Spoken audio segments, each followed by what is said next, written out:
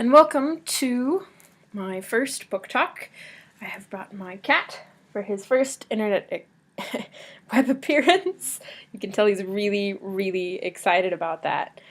And I also have my cup of tea on this really cold and blustery day.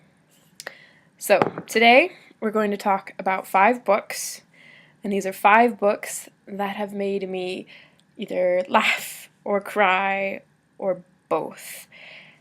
Since laughing and crying, the things that we do almost every single day, I feel these books that make us laugh and that make us cry are some of the best books ever written to elicit such strong responses from us.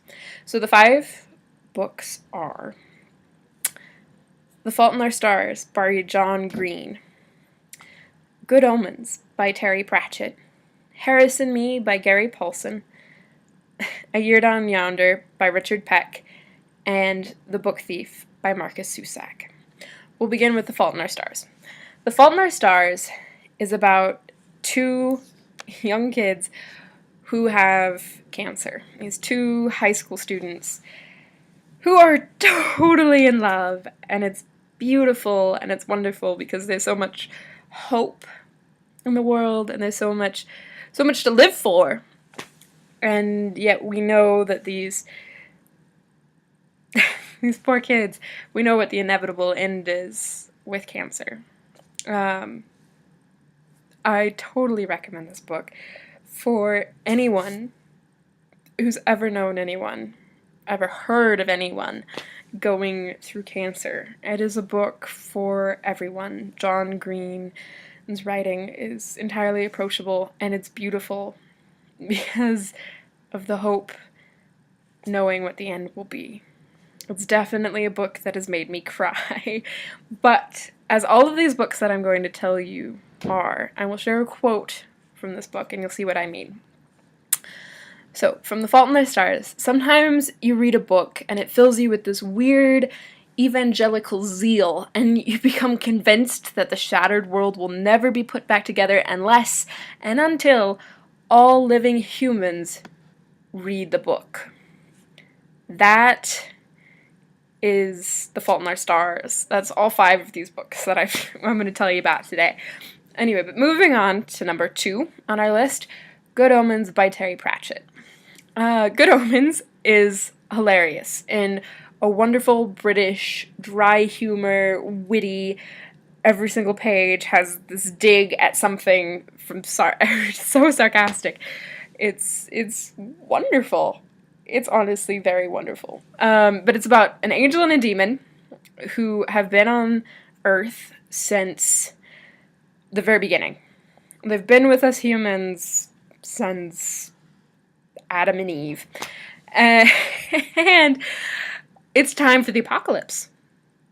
And this angel and this demon are like, oh my goodness, the world can't end. We're having too much fun. So they team up to stop the apocalypse. And they've misplaced the Antichrist, and they have no idea what's going on. And it's a hilarious romp. Just absolutely wonderful. It's co-written with Neil Gaiman, and I would say that it's Neil Gaiman and Terry Pratchett at their best. And it's definitely worth picking up if you want a good laugh. It's really excellent. But to give you a taste of what it is, don't think of it as dying, said Death. Just think of it as leaving early to avoid the rush. And those of you who have read Terry Pratchett before know that Death is a really big character. So, but on to book number 3, which is Harris and Me by Gary Paulson. And many of you may know Gary Paulson from the Brian series he wrote about this kid named Brian who gets lost in the woods and ends up surviving on his own. But this is not about Brian. This is about Harris and Me. Harris and Me is about a young city kid who gets to go live with his cousin, who is a hick in what we would consider the worst way. But they're young, and they're living on this farm, and Harris and the adventures they have funniest thing I've ever read. Every single page is a riot. You can't help but laugh out loud.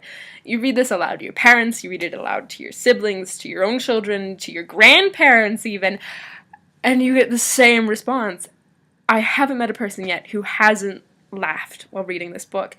It's just so great, because I mean, Harris does these wild things. Like, they decide to go fight the pigs because they're the commie Japs.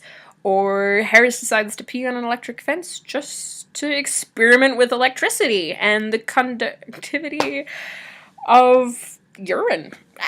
It's just hilarious. The fourth book, A Year Down Yonder by Richard Peck, is delightful. It's a book about this young woman in the 1930s. Her parents don't have enough money to have her live with them anymore, so they send her on the train into some little town in the middle of nowhere to live with her grandmother.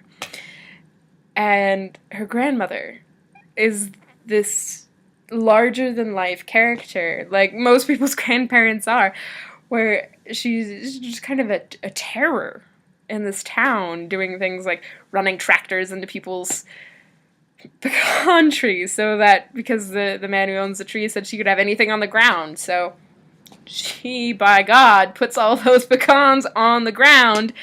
It's just hilarious. It's really funny. The Christmas pageant that goes awry with the live baby in the cradle instead of a doll. It's hilarious. And it's very real. One of those books where you're like, this is a reality I can grasp. But to give you a quote from that one, especially for all of us who live in small towns, anyone who thinks that small towns are friendlier than big cities lives in a big city. And I know this to be true because I've lived in big cities and moving to small towns, and you're just kind of like, oh, okay. Anyway, but it's a great book, and I definitely recommend it just to anyone.